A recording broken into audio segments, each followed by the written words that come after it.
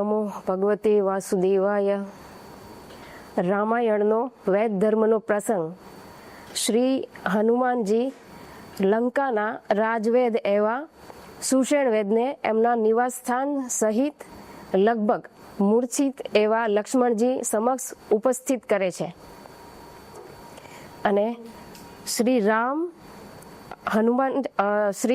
હનુમાનજી અને વિભીષણ વેદને લક્ષ્મણજીની ચિકિત્સા કરવા માટે વિનંતી કરે છે. વેદ, શત્રુ પક્ષની સારવાર શી રીતે કરું? મને રાજધર્મનું ઉલ્લંઘન થશે અને પાપ લાગશે. વિભીષણ, તમારો ધર્મ માનવીની પીડા જોવાનો છે, એનો પક્ષ જોવાનો નહીં. જો રાજધર્મનું પાલન કરશો તો તમારો વૈદ ધર્મનું ઉલ્લંઘન થશે અને ભવિષ્યમાં તમારી ચિકિત્સા અસરહીન થઈ જશે. વેદ, હું શત્રુ પક્ષનો છું. લક્ષ્મણજીની ચિકિત્સા કરવાને બદલે એના પ્રાણ હરી લઉં તો તમારે તેનો વિચાર કરવો જોઈએ. હવે શ્રી રામ બોલે છે કે દર્દી અને ડોક્ટર વચ્ચે અદ્રશ્ય અલૌકિક વિશ્વાસનો સંબંધ હોય છે.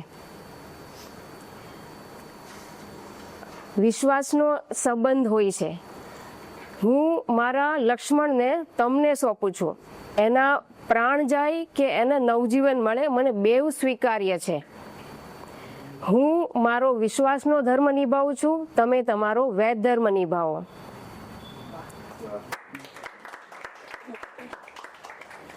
અને વેદ દિવ્ય એવી સંજીવની જડીબુટ્ટી મંગાવે છે અને લક્ષ્મણજીની ચિકિત્સા કરીને એમને સજીવન કરે છે. આ પ્રસંગમાં આપણે શ્રીરામ અને વેદ વચ્ચે અખૂટ વિશ્વાસનો સંબંધ જોઈ શકીએ છીએ. તો શું કળિયુગમાં પણ આવો વિશ્વાસનો સંબંધ શક્ય છે? આ શક્યતાને અસર કરતા પરિબળો વિશે આપણે ચર્ચા કરીએ આજે. તો હું ડોક્ટર કિરણ પટેલ અને આજનો મારો વિષય છે how to maintain healthy relationship between doctor and patient. ખરેખર જ્યારે આપણે ડૉક્ટર પાસે જતા હોય ને બીમાર પડીએ ત્યારે પ્રેક્ટિકલી બહુ જ ચેલેન્જીસ આવતા હોય છે. લાઈક 2 કલાક વેઇટિંગમાં બેસીએ છીએ, ફક્ત 2 મિનિટ વાત કરવા મળે છે. કોમ્યુનિકેશન ઘટે છે, ટ્રાન્સપરન્સી ઘટે છે, સાચી અને સચોટ માહિતી નથી મળતી, ટ્રસ્ટ નથી હોતો. તો ખરેખર દરેક ચેલેન્જને ડિસ્કસ કરવા માટે સમય મર્યાદા આપણને અત્યારે લાગે છે. એટલે જે મોસ્ટ ઇમ્પેક્ટફુલ, વેલ્યુએબલ અને સૌથી વધારે ઇમ્પોર્ટન્સ છે એ ચેલેન્જની આજે આપણે ડિસ્કસ કરીશું અને એ છે વિશ્વાસ. તો કેમ હેલ્થ કેરમાં વિશ્વાસનું શું એટલું ઇમ્પોર્ટન્સ છે? કેમ બીજા બધા બિઝનેસ લઈ લો, રિયલ એસ્ટેટ્સ છે કે ટેક્સટાઇલ છે કે ડાયમંડ છે, શું આ બધા બિઝનેસમાં કંઈ ટ્રસ્ટની જરૂર નથી પડતી? બધી જગ્યાએ પડે છે. પણ other businesses are deals with money and health care is deals with life. That's why it's more important કે જ્યારે તમે સપોઝ કોઈ પ્રોપર્ટી લીધી, ફ્લેટ લીધો, તો એનું પેમેન્ટ કરો છો, કામ પતે છે. કપડાં લેવા જાઓ છો, તમારા ઇમોશન સ્ટ્રોંગ હોય છે, તમે કોન્ફિડન્ટ હોવ છો, ત્યારે તમે જે ડિસિઝન લઈ શકો છો. અને જ્યારે આપણે ડૉક્ટર પાસે જઈએ છીએ, આપણા ઇમોશન વીક હોય છે, આપણે પેઇનમાં હોઈએ, એટલે ત્યારે ટ્રસ્ટની જરૂર વધારે પડતી હોય છે. ઓકે, તો જ્યારે આપણે બીમાર પડીએ ને ત્યારે આપણે માર્કેટમાં આપણા માટે બેસ્ટ ડૉક્ટર શોધતા હોઈએ, પણ શું ક્યારેય આપણે એવું જાણ્યું છે કે બેસ્ટ દર્દીઓ કેવા હોય છે? કે તો આ બેસ્ટ દર્દી અને બેસ્ટ ડોક્ટરો કેવા હોય છે એની ચર્ચા કરીએ. દર્દી કે જે પોતે જાતે ડોક્ટર ના બને, કારણ કે આ તકલીફ હોય છે, કારણ કે ઇન્ડિયામાં આપણે 150 કરોડ ડોક્ટર છે, એટલે ઈચ એન્ડ એવરી બધા ડોક્ટર જ છે, એટલે થોડીક આ મેઇન તકલીફ છે કે બધા જાતે ડોક્ટર બનતા હોય છે. અને બીજું કે જે દર્દી કે જે પોતાના ડોક્ટરને સાચી રીતે જાણી શકે એવી ક્ષમતાવાળા. શું તમે તમારા ડોક્ટરને જાણો છો કે તે કેટલા યોગ્ય છે, તમારા માટે કેટલું યોગ્ય વિચારે છે? કેટલા ઇથિક્સથી કામ કરે છે, તમારી ટ્રીટમેન્ટ માટે કેટલા અપડેટેડ છે, ટ્રીટમેન્ટ કરવા માટે કેટલા અપડેટેડ છે, શું એ regular CME workshop, health conference attend કરે છે, તમને સાચી માહિતી આપે છે કે ખાલી સારું લગાડવા માટે બોલે છે. એટલે તમે જો આવા દર્દી છો અને તમારા ડૉક્ટરમાં આ ક્ષમતાઓ છે તો તમે ખરેખર લકી છો. Let me share one real case.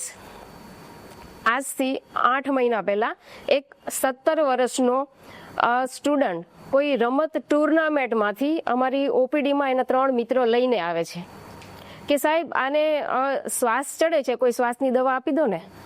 અમે અમારા રેગ્યુલર પ્રોટોકોલ પ્રમાણે દર્દીનું કમ્પ્લીટ તપાસ કરી અને નિદાન આપ્યું કે આ પેશન્ટને કાર્ડિયાક ક્રાઇસિસ છે, હી નીડ અર્જન્ટ ટ્રીટમેન્ટ. તો મિત્રો કહે છે કે સાહેબ રાહત કરી દો ને, અલથાણમાં રહી છે, અમે એને ત્યાં પહોંચાડી દઈએ. એટલે અમને સમજણ પડી ગઈ કે બાળકો નિર્ણય લેવા માટે સક્ષમ નથી. અમે એને ફક્ત એક જ સવાલ પૂછ્યો કે તમને અહીંયા કોણે મોકલ્યા છે. એ લોકો કહે છે કે અમને PP સવાણી સ્કૂલના સાહેબોએ મોકલ્યા છે. હવે અહીંયા ટ્રસ્ટ કામ કરે છે. અમે સાહેબો સાથે વાત કરી અને ખ્યાલ આવી ગયો કે સાહેબો અમારા જૂના ટ્રસ્ટ વર્ધી પેશન્ટો છે એન્ડ ધે બિલીવ ઇન અસ.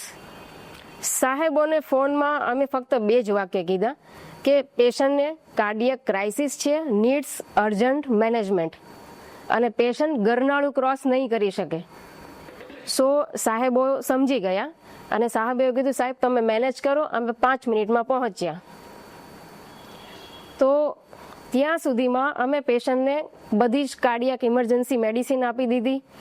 નજીકમાં હાજર એવી PP માણિયા હોસ્પિટલની એમ્બ્યુલન્સ મંગાવી અને રવિવાર હોવાથી કાર્ડિયોલોજીસ્ટ ટીમ અને ઇમરજન્સી ટીમને સ્ટેન્ડ બાય રખાવી અને પેશન્ટને PP માણિયા હોસ્પિટલમાં શિફ્ટ કરવામાં આવે છે. જેવું પેશન્ટ હોસ્પિટલના ગેટ ઉપર પહોંચે છે, પેશન્ટનું કાર્ડિયાક અરેસ્ટ, હાર્ટ બંધ થઈ જાય છે. કાર્ડિયોલોજીસ્ટ, ઇમરજન્સી ટીમ અને ગેટ પર જ ડિફિબ્રિલેટરને કાર્ડિયાક ટ્રીટમેન્ટ ઇમરજન્સી આપીને પેશન્ટને ICUમાં શિફ્ટ કરે છે. આ ઘટનાના 15 દિવસ પછી પેશન્ટના પેરેન્ટ્સ અમારી OPDમાં આવે છે, એક મીઠાઈનું બોક્સ લઈને અને બહુ બધું ગ્રેટિટ્યુડ લઈને. સો in this case trust and life both wins. And આ એક રિયલ ઘટના છે, તાજી જ. સો અજ્ઞાનતા અને અવિશ્વાસનું કારણ કઈ રીતે બની શકે?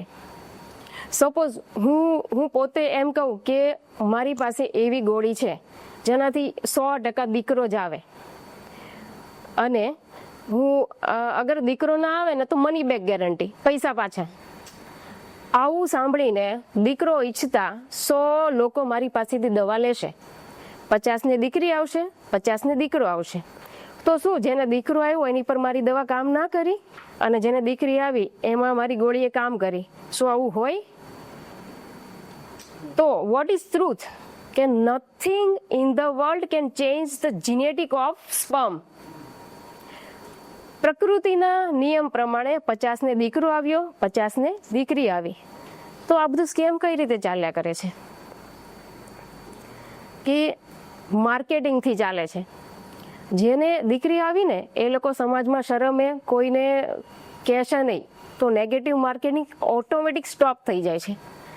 અને જેને દીકરો આવ્યો ને એ ઢોલ વગાડીને બધાને કહેશે. 100 લોકો 50 ને કહેશે, 50 500 ને કહેશે, 500 1000 ને. કોણ હે ये लोग? कहाँ से आते हैं ये? આ કેવો વિશ્વાસ છે આ, જ્યાં દર્દી અને ડોક્ટર બંનેની અશુભ મનસા છે.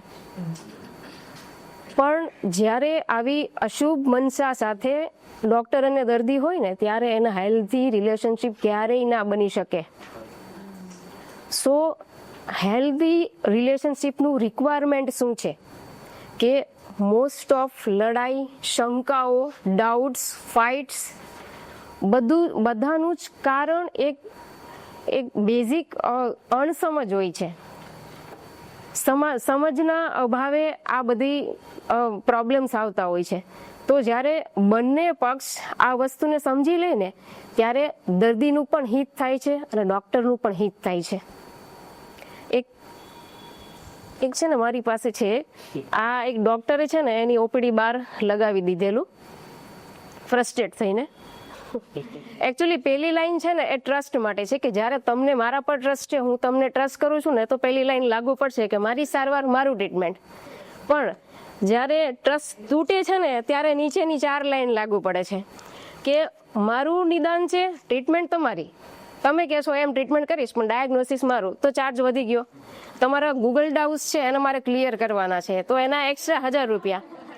તમારું નિદાન પણ ટ્રીટમેન્ટ મારી, તમે નક્કી કર્યું છે કે મને શું થયું છે તો એમાં રિસ્ક વધારે છે તો એના પણ ચાર્જ વધાર્યા. જ્યારે નિદાન એ તમારું, ટ્રીટમેન્ટ એ તમારી, મારું ખાલી નામ આવશે એમાં સૌથી વધારે રિસ્ક, તો એનો ચાર્જ વધારી દીધો. તો આ જસ્ટ ફોર ફન હતું. પણ